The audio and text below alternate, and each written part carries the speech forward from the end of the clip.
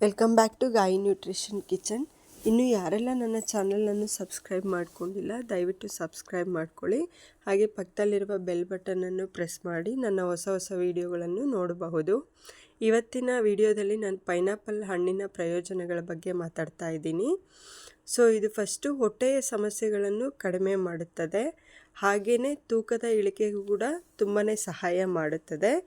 ಇದ್ರ ಜೊತೆ ಮೂಳೆಗಳನ್ನು ಬಲಪಡಿಸುತ್ತದೆ. ಹಾಗೆಯೇ ಚರ್ಮಕ್ಕೆ ಹೆಚ್ಚು ಪ್ರಯೋಜನಕಾರಿಯಾಗುತ್ತದೆ. ಅದರ ಜೊತೆ ಕಣ್ಣಿಗೂ ಕೂಡ ತುಂಬಾ ಪ್ರಯೋಜನಕಾರಿಯಾಗುತ್ತದೆ.